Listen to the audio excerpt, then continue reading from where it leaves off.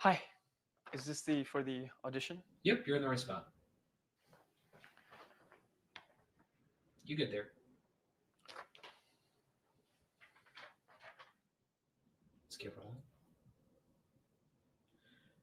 All right, so we're rolling. Whenever you're ready, just say your name, your age, and you can begin your monologue. Hi, I'm Vish, Vish Patil. I'm 22 years old, and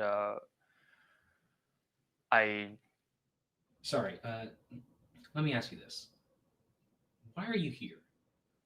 like here or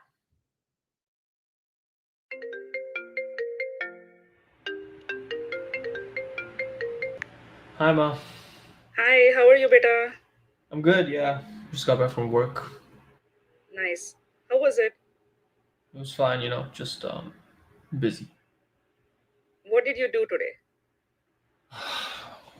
Just meetings and stuff. That's it. Tell me something, na?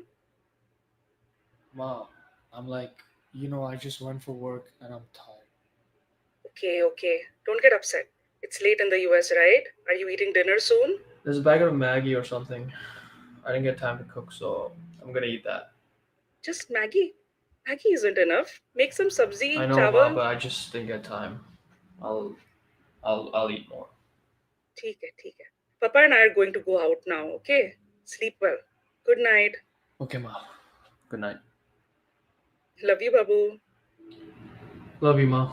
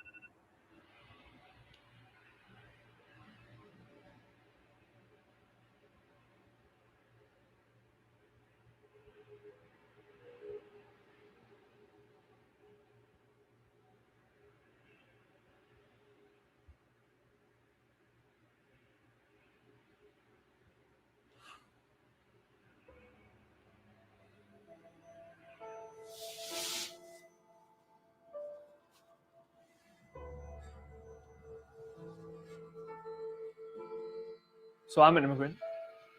I moved here 5 years ago from overseas, from India, and I went to business school. I work a 9 to 5 now. It's comfortable. It pays the bills, but I can't leave my job. I'm tied to it. Not unless I get permanent residency or a green card, and it takes years.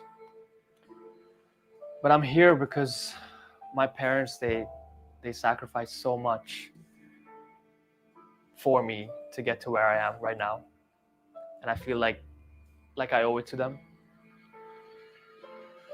But I feel constricted. I feel like I can do a lot more, that I am more. But it just doesn't feel like who I am.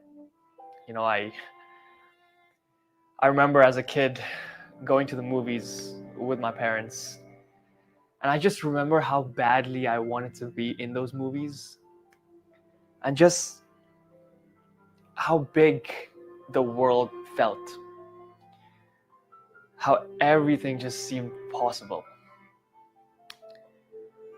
But when I came here, I promised myself that I would work hard and build a life, not just for me, but for my parents, my sister. But this life that I've built, this 9 to 5, this job, it makes the world feels small. And I need it to feel big again. Cut.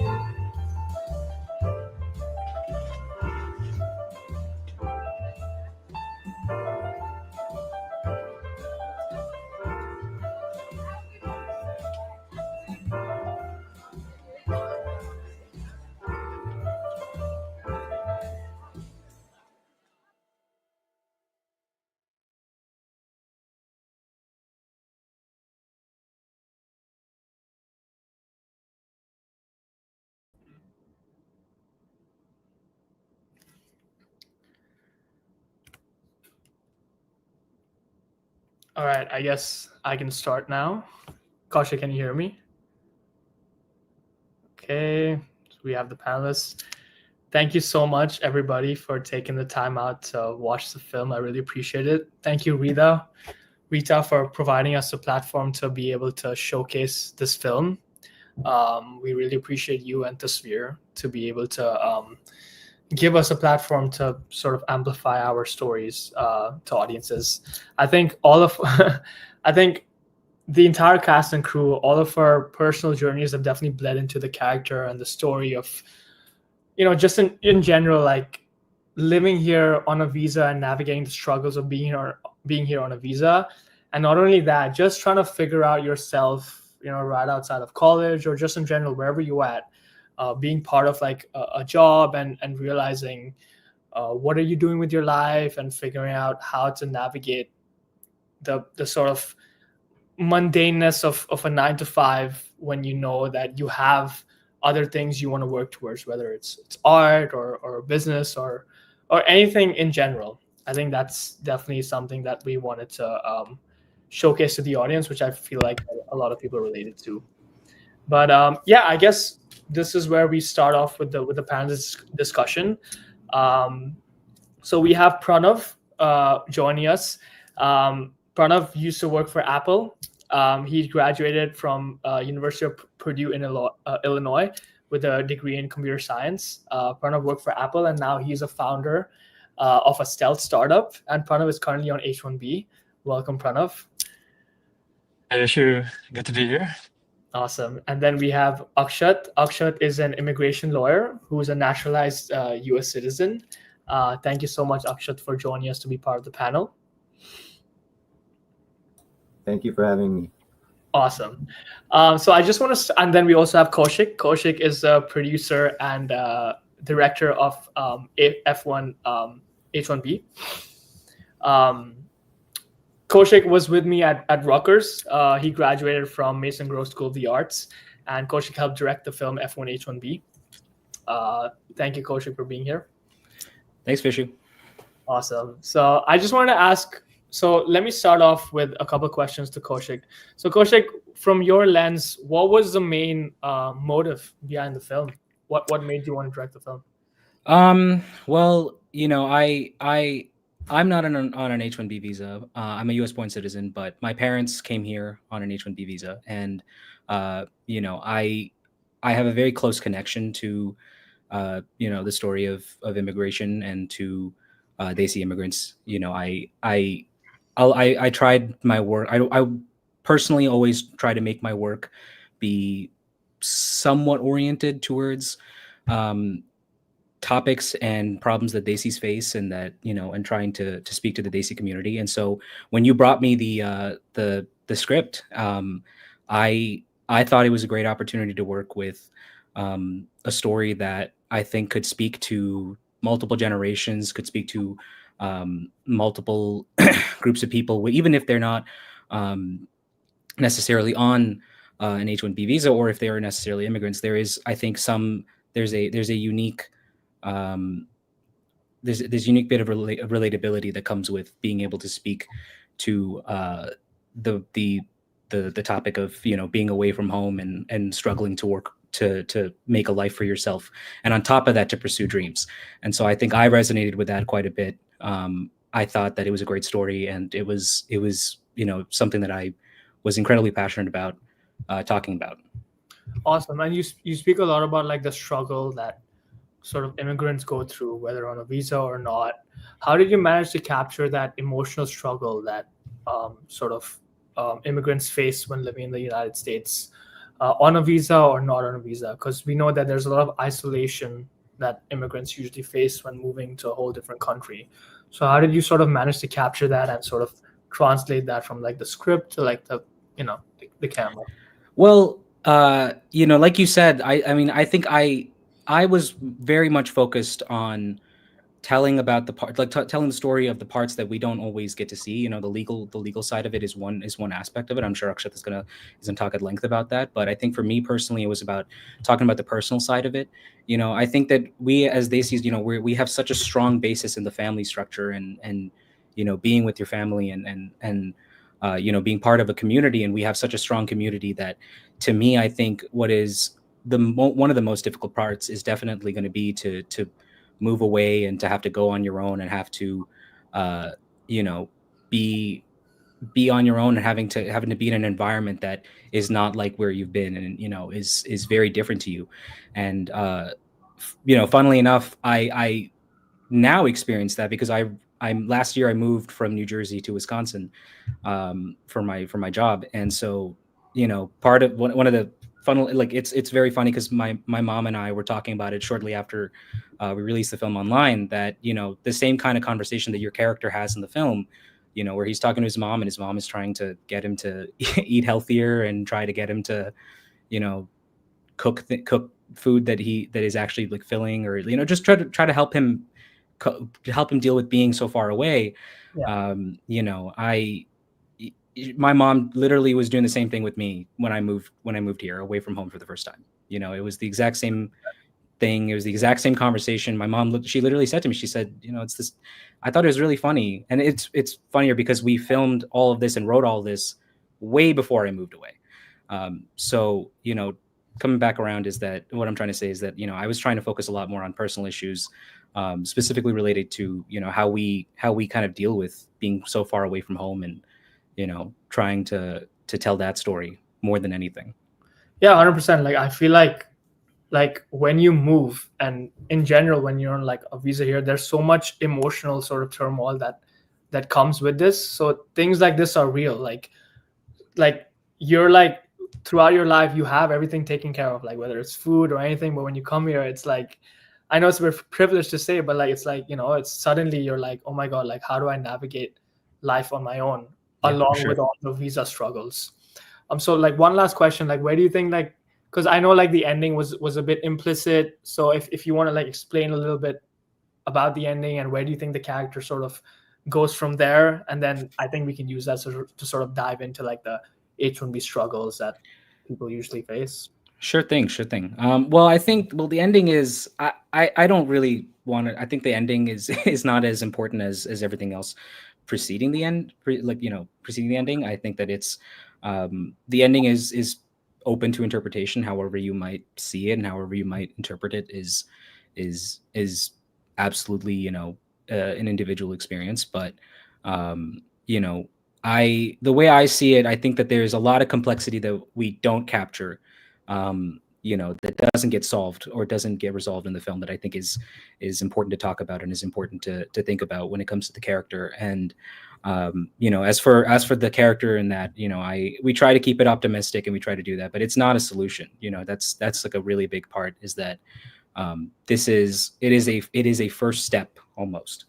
At least that's the way I see it, is that this is a first step towards something potentially better, towards getting to where he wants to be and to where he wants to, that American dream that he's working towards. 100%. Awesome. So I think we can sort of move on. So Pranav, I know that you're on the H1B right now, and you've gone through all the loopholes of being able to obtain the H1B visa while working on a job here right out of college, and then eventually navigate to being an entrepreneur here, which is like almost unheard of. I think that's what this film was basically.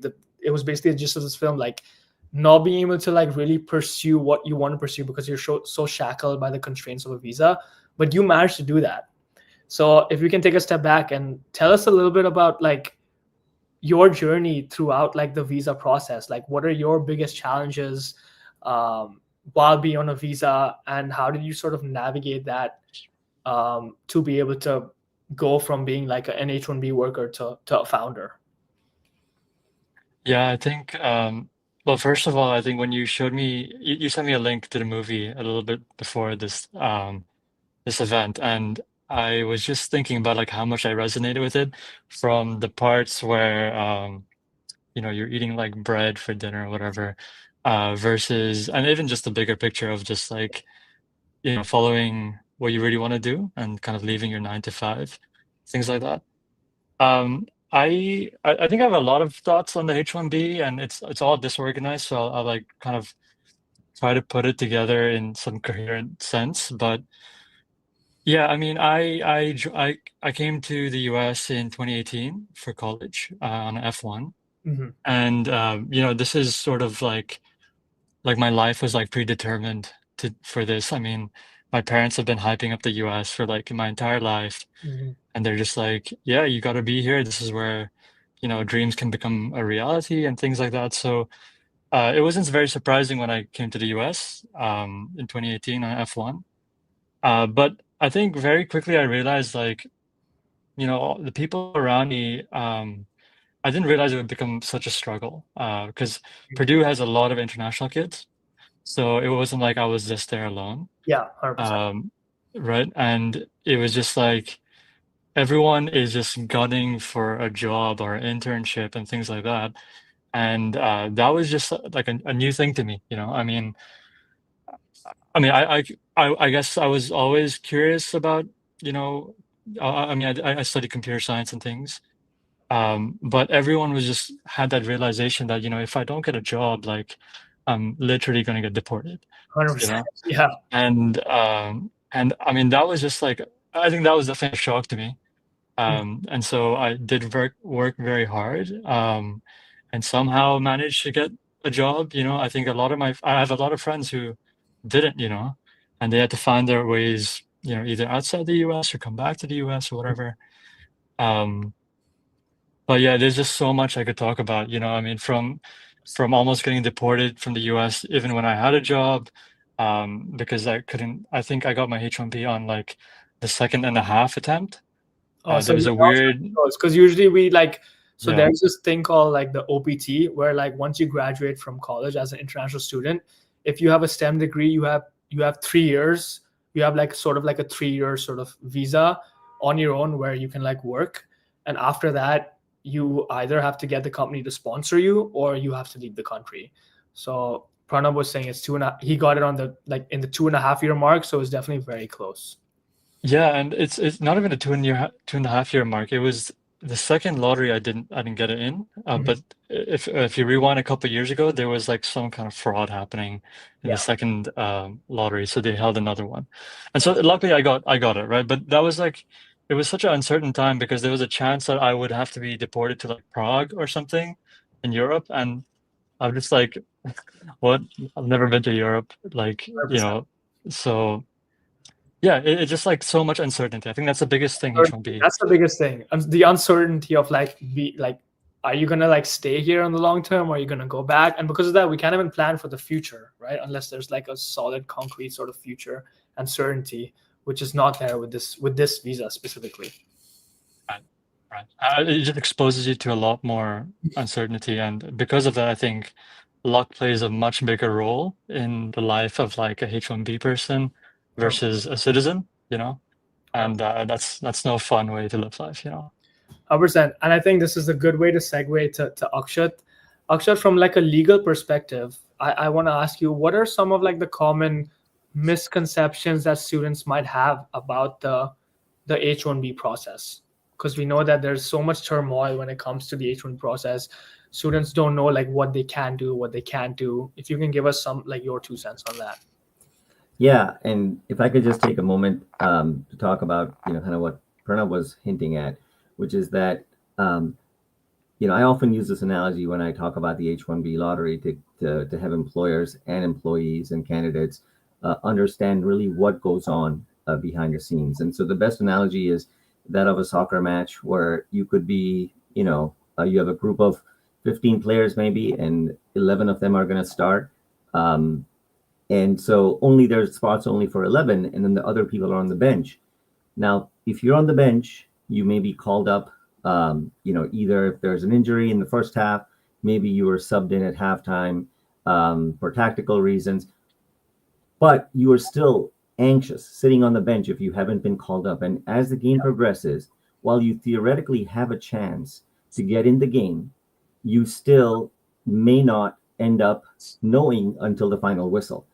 But I think in the case of Pranav, if I could, continue with that analogy, I think that in the stoppage time of the end of the game, you were called up and you happened to get in just before the final whistle. And I can imagine, the anxiety the stress, the uncertainty that you were facing, and as do many clients and folks that I talk to on a regular basis. So I definitely think that the H-1B lottery, besides obviously doing well in school and positioning yourself to get an offer, that itself is not enough.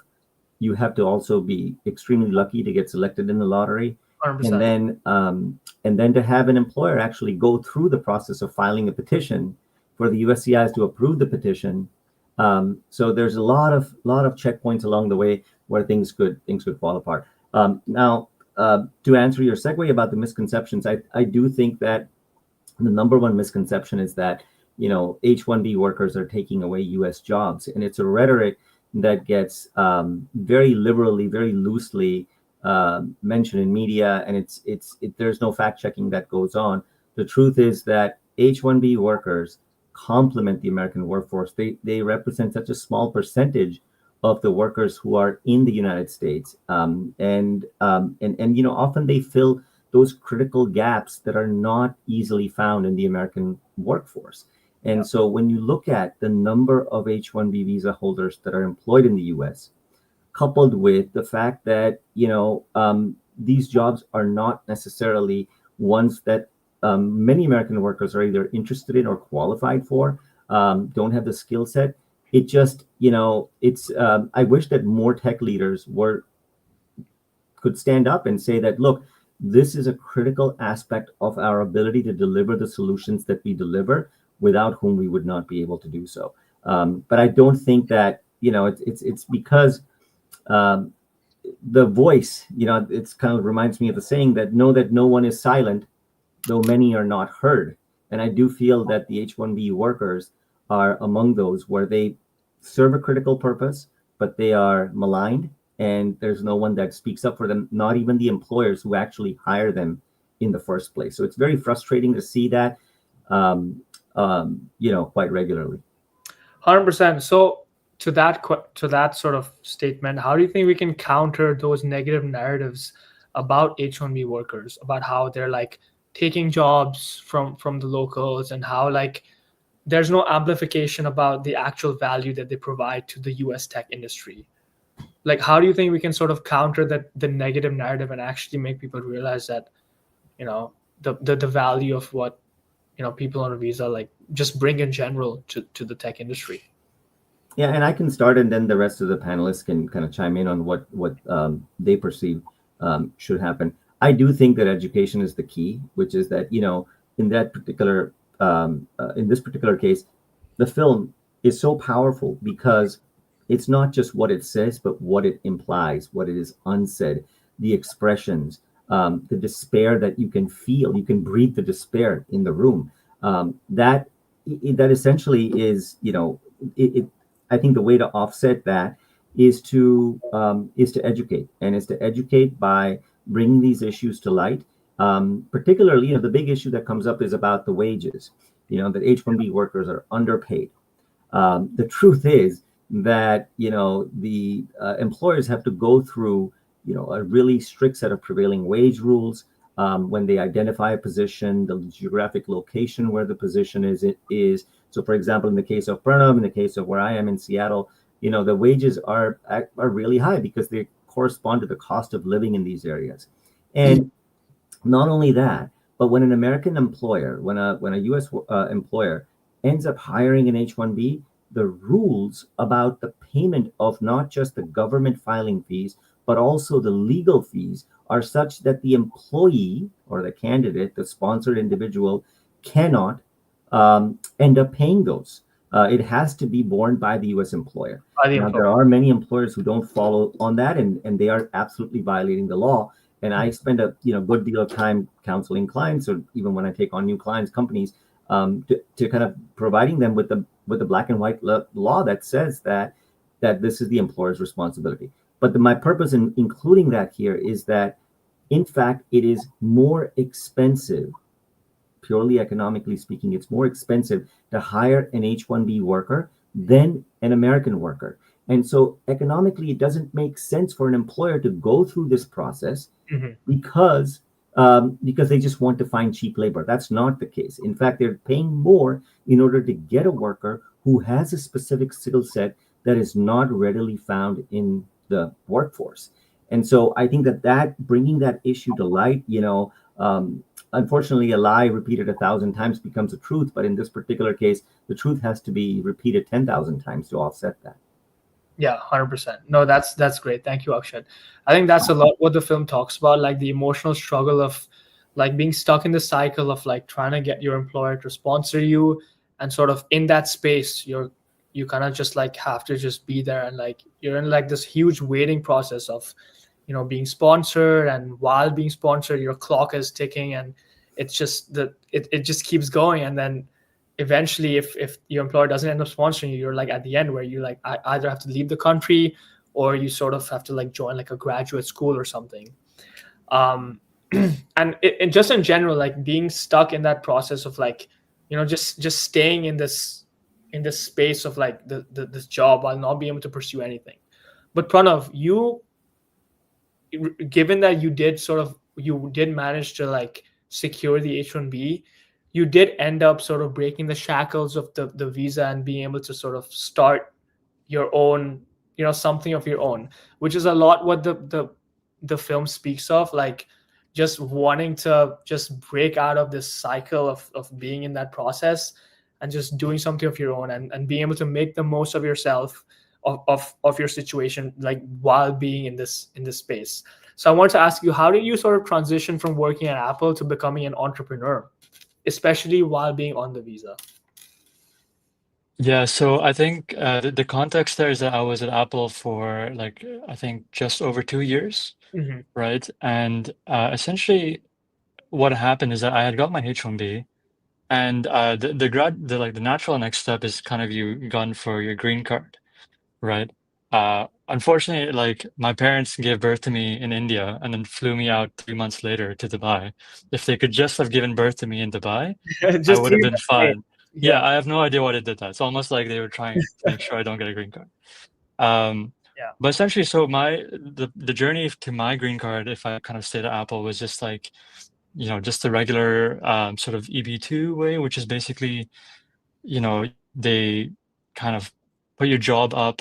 I mean, this is something I didn't know before I kind of like got into the details of H1B, which might surprise some people who are not more familiar with it. But there's a process called the perm, and I'm sure Akshat could talk about this way more than me. But essentially, the gist of it is that they kind of put your job up on the job board for any US citizen to take, right?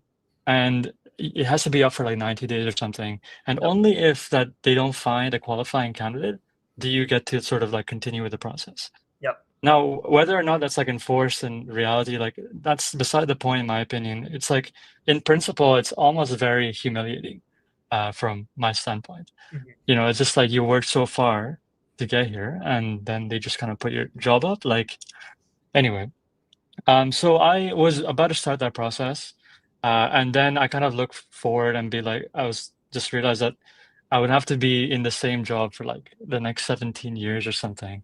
And, I was just like, not gonna have that. Like, I don't think it's worth being shackled down.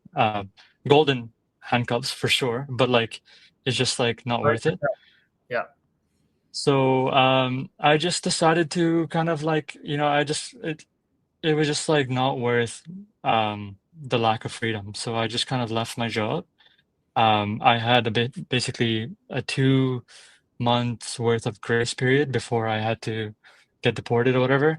And I just decided to start my own company with a buddy of mine. And yeah, I think I didn't really understand if I could do that on a H1B or not, if I'm being very honest. And what ended up happening is that to do so on a H1B, to start a company, you have to be an employee of the company. So, which is again a bit humiliating because Of course. it's a company you've kind of founded yourself, and you have to be treated as an employee. Like at the end of the day, I have one share less than my co-founder, which is just like, yeah, it doesn't make a big difference. But again, in principle, you know. So yeah, and that, I mean, you can do that on a H1B. Mm-hmm.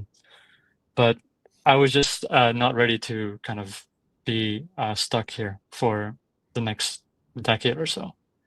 100%. I think like literally examples like you is the reason we sort of made this film.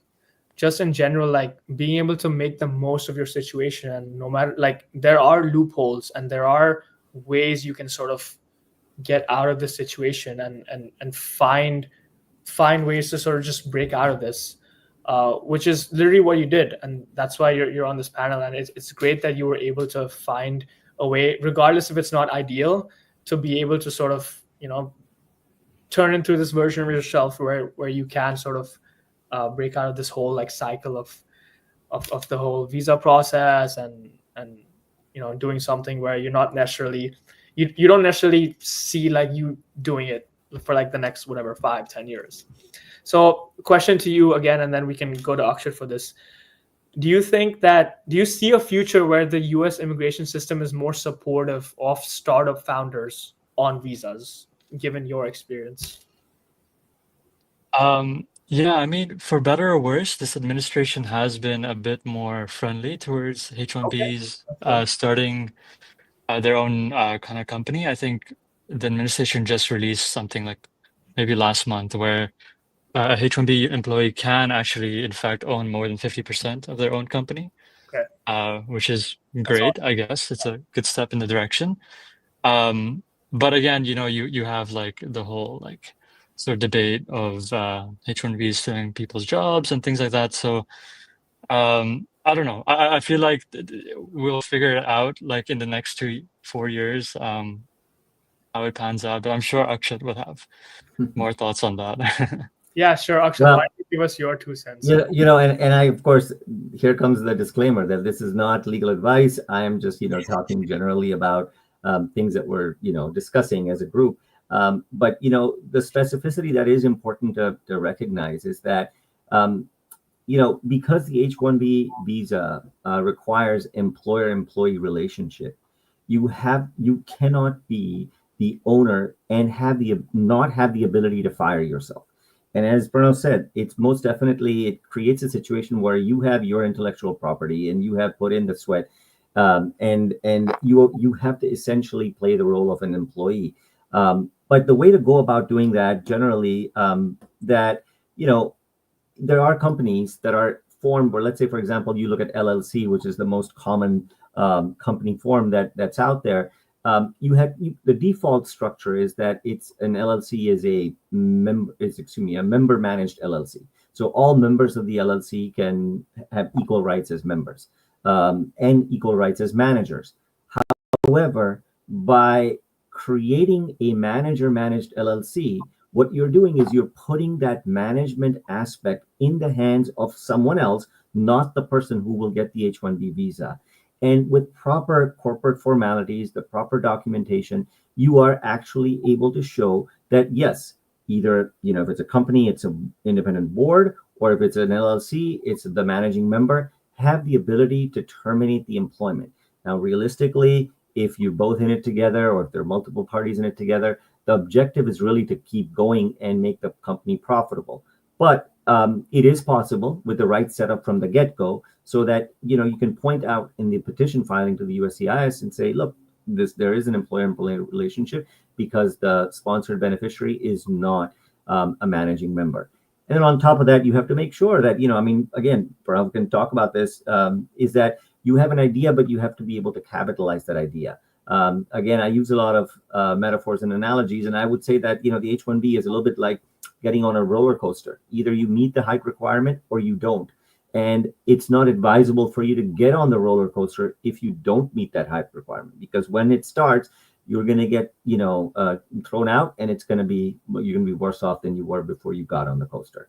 So it's important to make sure that the company, you know, you can show the business plan, you can show the capitalization, you can show the potential for, you know, growth, both in terms of headcount as well as revenue. But yeah, if you can do all of that, and the fact that you were able to convince, you know, the government of that fact, Pranav, that's really, you know, these arguments, they've languished for a while. The petitions, you know, while it theoretically was possible, very few people have been bold enough like you to take the plunge and succeed at the same time. So kudos to you on doing that. And I'll stop here, but I think that it's really important to structure it right from the get-go, because you don't get a second chance to make a first impression. 100%. Thank you so much for that, Akshat. I mean, it's very clear that there's so much red tape when it comes to like the H1B visa and being able to do certain stuff on the visa. So I just have two more questions and we can wrap up. We can move forward to the audience Q&A. So what is one thing you would sort of change, to both Pranav and Akshat? What is one thing you would change about the H1B visa to better support the workers on it, if you were to change in terms of like the immigration Pranav, policy? you want to take this first because you have the worker perspective? Yeah, sure. I think the biggest one would probably be, let's see. So you can only extend your H1B once, Okay. right? So you get H1B for 3 years. Mm-hmm. And then I believe if you're working in tech or something in STEM, you can kind of renew it another time for 3 more years. Akshat, Let me is it just for all clarify that part. H1Bs? Yeah, the total amount of time that you can hold H1B status, which includes even if you have spent time in L1 status, for example, in the past, the total amount of time is 6 years. But within those 6 years, you can get 1,000 different H1Bs if you were, like, obviously, this is hyperbolizing it, but if you were switching from one company to the next, there's no limit to the number of companies that you can get H1Bs for, but that doesn't change the overall limit of 6 years. And then for Indians, typically, once you run out of luck, most people within those 6 years apply for and get a green card. But because of per country backlogs that were established in 1965, we are stuck in this quota system where even if a company files a green card for you, if you are from Sri Lanka, you will get the green card. But if you are from India, you will not. So in fact, by being sought after by American workers, by American companies, you're actually put in a worse situation because there's more people like you in the queue, and therefore the pace at which the queue moves is much slower. So sorry for that segue, but yeah, it's possible. I mean, there's steps that can be filed before you enter your 6th year that will then allow you to keep on extending your H1B status, forever until you get a green card. Mm-hmm. Yeah, and yeah, thanks for the extra information. I mean, that's definitely needed. I think so. My answer is going to be is just like I wish there was a way that you could keep extending it beyond 6 years without necessarily requiring to file a green card. I think yes, for the vast majority of people, they are looking to get naturalized in some way or form. But I don't think that's everyone. I think some people are here for just, to work, and kind of grow their career and potentially head back home, and that is not something you can necessarily do. Yes, you could get, apply for your green card and stuff and just keep renewing it. But, then you have the whole thing where you have to be sponsored by a company, things like that. And it comes with a lot of extra things. Yeah, that would probably be my answer. Awesome. Thank you. So one last question to close off, and this would be for Akshat. So Akshat, what are some alternative pathways for international students if they're on F1 visa or J1 visa? Like, what are some alternative pathways for international students who don't get selected in the H1B lottery? Yeah, and I see a question here also about the struggles with H1Bs in sectors besides tech. So I'll touch on that as well. Generally speaking, because the majority of H1B visa holders are in tech, a very good option is that, as Pranav mentioned, is that you have the STEM OPT, which means that you have essentially 3 bites of the apple until you get selected in the H1B lottery. You don't need sponsorship per se, like an H1B sponsorship, in order to continue working while you are hoping for being selected in the lottery.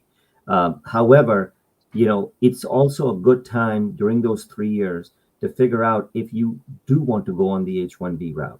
I just recently had a consult with someone who is here on an L1, and the employer wants to, convert him to H1B to then put him, on the path to permanent residence.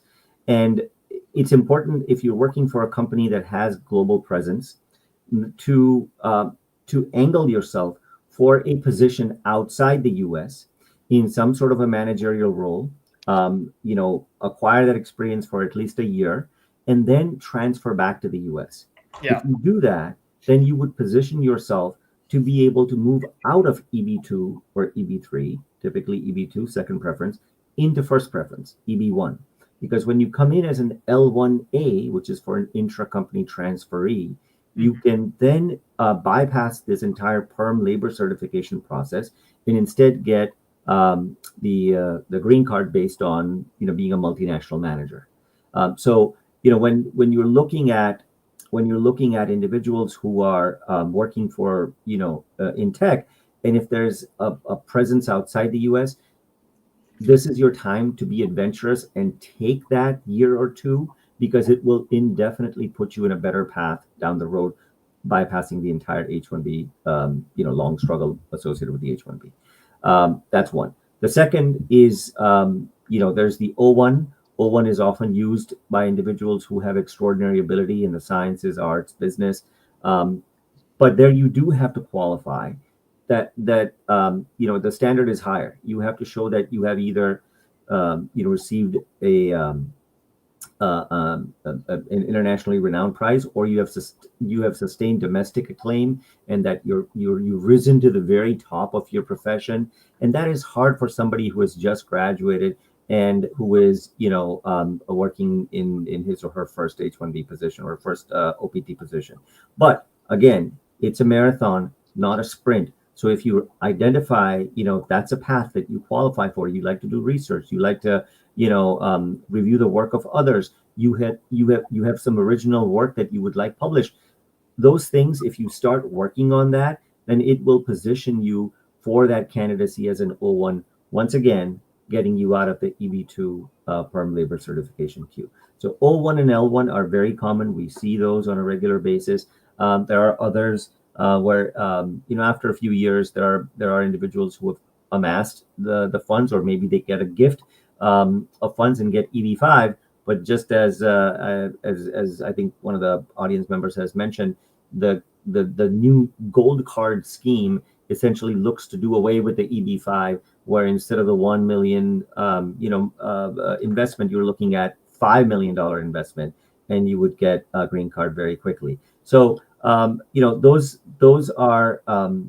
schemes are going to be in the flux. There's obviously very political, and there will be seesawing. But I would say that the L1 and O1 are definitely two key visas that could be used as an alternative. And then one last thing I would mention about people who are not in tech is that it definitely has become harder, including the rhetoric that the H1B is for the best and the brightest. But the measure of the best and the brightest is not education. It's not the entry requirements for that occupation, but it is a salary.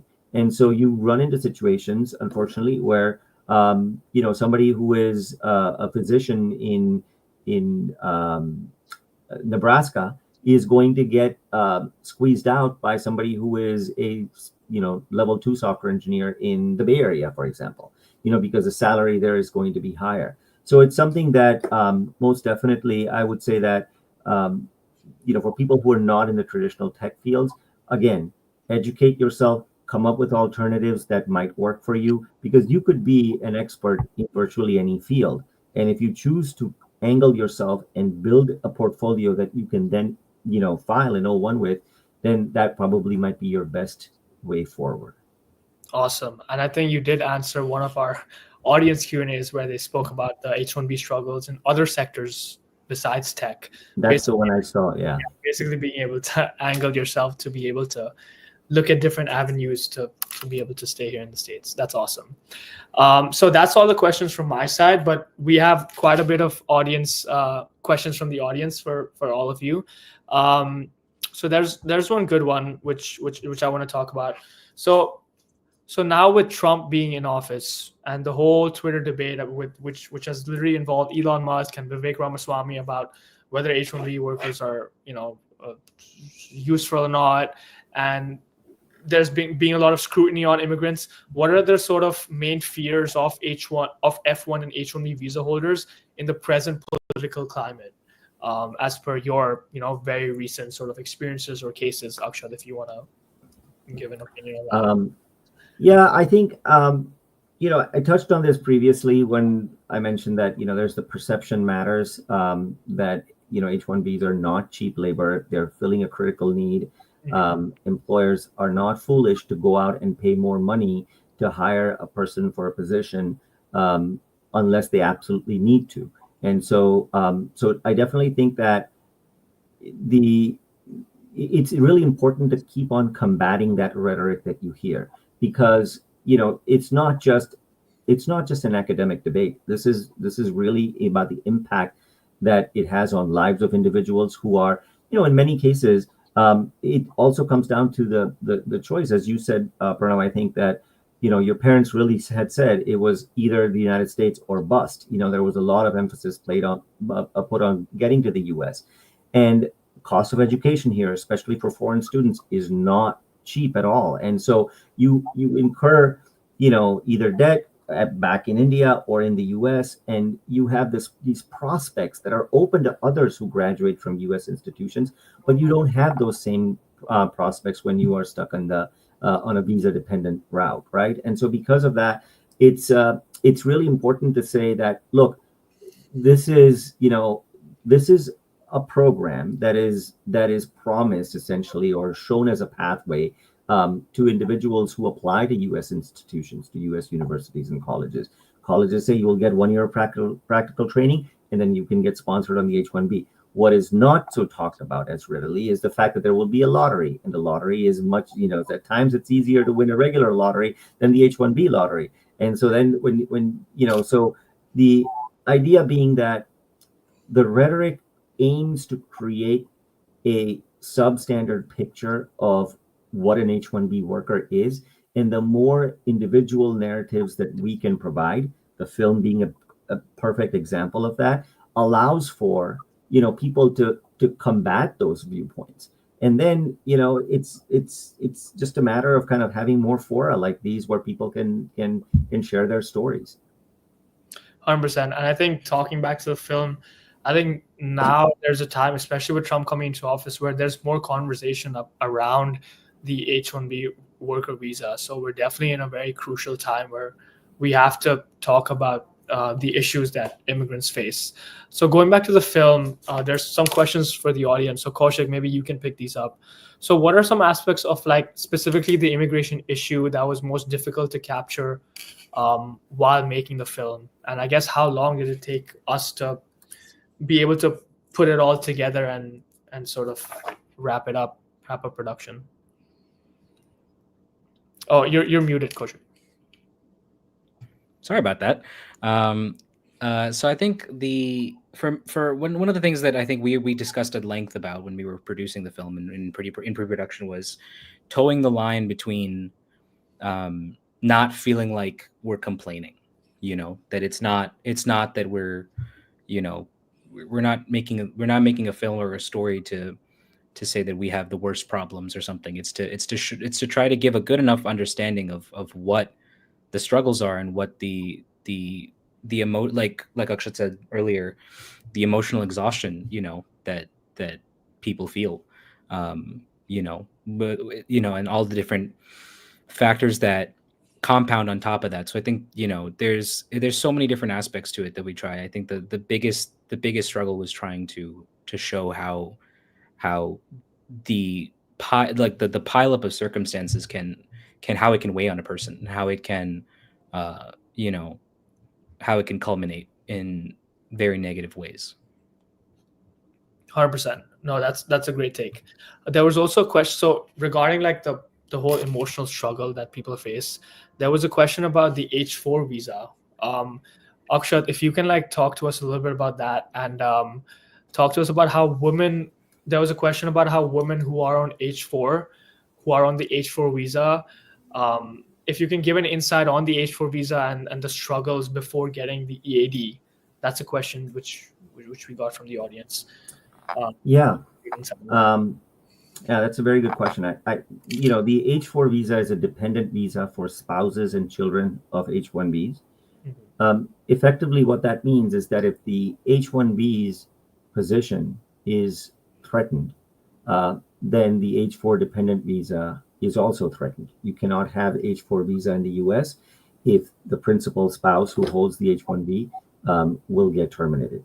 So there's that anxiety constantly about, the H4 status is dependent, and you're not able to control, you're not able to, be proactive about maintaining your status. Especially we saw during the tech layoffs that it was, it came thick and fast, and it gave very little time, including the 60-day grace period for individuals to transition out. Now, fortunately, at that time, the administration allowed individuals to apply for B2, so changing status to B2 as a visitor until they found another option, whether it was to go back and study or if it was to get another H1B employer to pick it up and then get you back in H1B status. So we saw that happen, which was not something that I don't expect to see that repeated in this particular administration. And then the H4, the H4. So everything that I've said thus far is just about H4. It's about the ability of a spouse to remain in the US. This is not even about their ability to work yet. And so the ability to work for an H4 spouse is dependent on the H1B worker, one, maintaining his or her status, two, finding an employer to file a perm labor certification. That's the testing of the labor market, which Pranav talked about. And there, yes, it is. It's almost as if,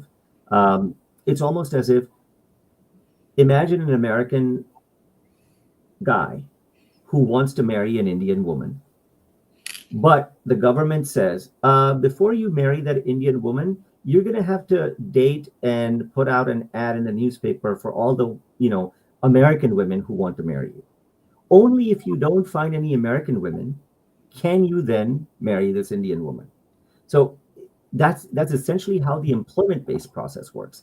And a U.S. employer has identified an Indian worker, but before it can, could proceed with the green card process for the Indian worker, it has to test the labor market for all qualified U.S. workers who are able, willing, available, in order to come to, for that particular position.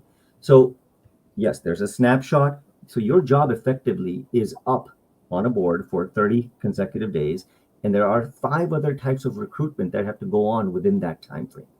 And after that, the results of that recruitment have to be reviewed, and an attorney cannot get involved in that. This is the employer and the hiring manager who does that, to see if the people who applied, how many of these were U.S. workers. So if they're not a U.S. worker, they don't qualify for the job. They can be discarded.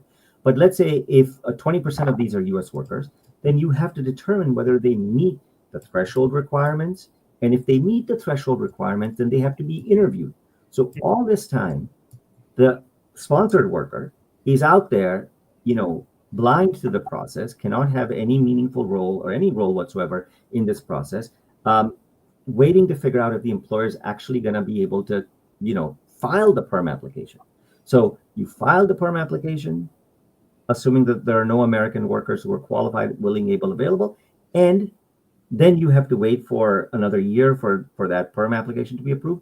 Then you have to file an immigrant visa petition, which is to prove that the company has the funding to be able to pay the wage that has been determined by the Department of Labor, and the individual has the right qualifications, including the right education, the right experience, etc., which is documented through employment letters.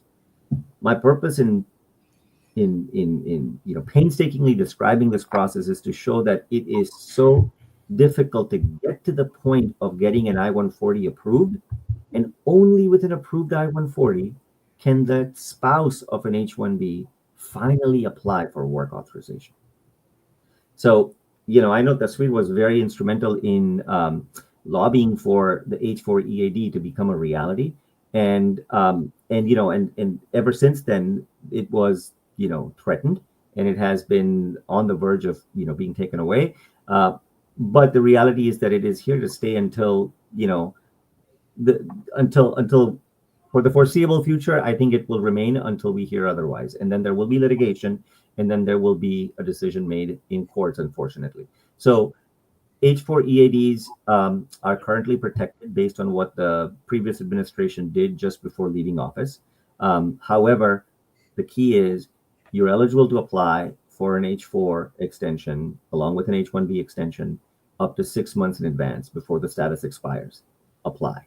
Do not wait until the last minute, because you don't know whether you'll have a chair when the music stops. It's best to be proactive and file those. Number one thing also, check your I-94s when you come back into the US, because sometimes they're tied to your passport expiration date. So even if you have an H1B approval notice that is valid for 3 years, if your passport expires next year, then the CBP, Customs and Border Protection, will most definitely truncate the authorized stay in the US. So my point in mentioning all of this is that just make sure that you are proactive. Do not rely on company lawyers to do the job for you. You have to make sure that you have the resources to be able to find this information and to be able to make sure that you reach out and seek out the employer to apply when you need to. 100%. Thank you so much for that information, Akshat. Sorry for that long-winded answer. I get passionate about this. I think the more knowledge we get, the better. I think we can close out with this one last question, and I feel like all four of us have something to say about this. So it talks about how the main actor says when he was young he wanted to become characters in films. How does he feel now? What are his emotions, struggles, challenges? I think we're all going through our own personal journey of becoming who we want to be. We're all facing our own emotions, our own struggles, our own challenges. I know that from having conversations from several people who watched the film, definitely from the panel themselves. And I think that's what the film is about, right? Because let's be real, people come here to be able to live a better life and for their own purpose, whether it's for more money, for better lifestyle, to seek change. But obviously this is like a hot take, right? Coming here and feeling like, oh my God, like what is going on? Like you're on a visa, you feel kind of stuck. And this is not only for people who are on a visa, like people who get some kind of job and this is like all they've dreamt of, but then they realize, is this what it is? Is this what I've been dreaming of? Like, is this what the reality is? So I think that realization is something that you have to like go through on your own. And once you do that, you have these realizations where like, okay, like how can I make the most out of this situation? First, you sort of go through all like the highs and lows of, being in the situation. And then you think, okay, despite of the situation, how can I face this head on? How can I do what I have to do to be able to get out of this emotional struggle? And I think that's what the ending sort of, for me, that's what it was, being able to just become the version of yourself where you can, enjoy and just be happy and do what you want to do despite the situation. And I think I feel like that's what maybe this event is, right? Because there's obviously a lot of blending between reality and this story. Like I feel like this whole event was probably like, because I myself am on a visa, I myself am working a job, and I myself have like my own sort of things I want to do on the side, and despite all that, doing something which you're truly passionate about, it's possible, and people in this panel have done it. And that's what this film is trying to showcase, that things are possible. And we just have to have more conversation about it and just go from there. But Pranav, if you want to sort of give your 2 cents on this, your own sort of struggles and how you sort of mentally sort of made your way into doing what you want to do. Yeah, I mean, I relate so much to what you said, man. Like, I think another really big reason I chose to kind of leave my job and start my own thing is so I could be in control more of my time, Mhm. right? So in addition to just following my passions and all that, it was more that I could choose when I get to see my family 100%. back home versus waiting for spring break. I mean, or Christmas holidays or whatever, or Thanksgiving, right? I saw this like crazy stat the other day, like 95% of the time you spend with your parents is before you're 25 years old, Wow. you know? Yeah. And it's like, and you know, being here, like you're missing summers with your parents because you're doing internships, you're working jobs, and you come back home and your parents are like in a different country. There's no saying hi to them, maybe on the phone. And I think I just had the realization, like, I'm giving up those like years before I'm 25 that I'm supposed to be spending so much time with my parents for. I think that was like a big thing, and I think emotionally that was definitely challenging. And that was definitely a big driver towards starting my own thing. So yeah, I totally I think especially this film as well, like kind of I think definitely shed some light on the parts that, you know, people don't really see maybe or don't, you know, get. Like I have so many friends here who like after, you know, on the weekend they just visit home or whatever, and I know. I'm just like and then they bring me back like home cooked meals, and I'm just like, holy shit, you know, like Yeah. miss my home food. 100%. Yeah, I feel that. So yeah, I totally relate, man. Awesome. That's awesome. Kaushik, if you have something to say about your own sort of Yeah, I literally, Pranav, I was literally FaceTime my mom the day before to learn how to cook some Indian food because I was getting really, really tired of eating pasta. Yeah. So, yeah, I mean, I think to answer that question, what I think about the character, and you know, if he's how what that character, I'll speak more specifically about the film since I think we've got a lot of great perspective on real life situations.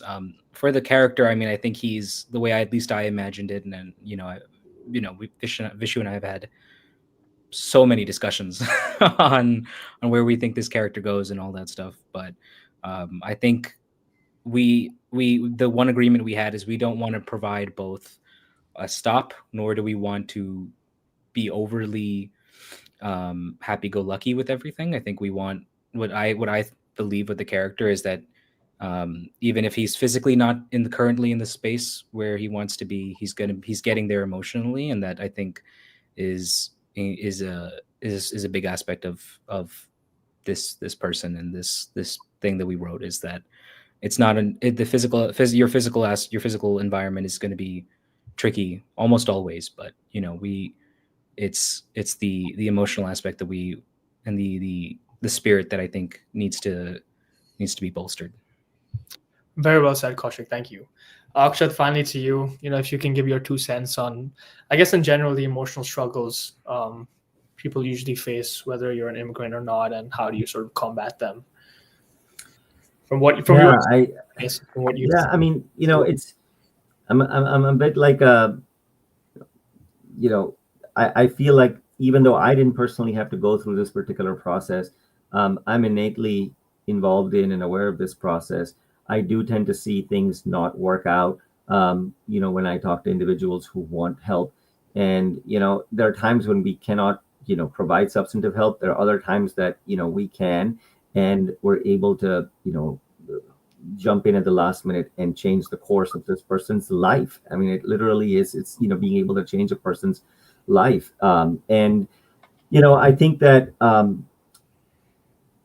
more, you know, more opportunities to present these points of view. As I mentioned, I think that giving this notion that the H1B worker is not a statistic, but an individual, I think is what is needed. And I'm convinced that the film is an excellent, you know, springboard for those ideas.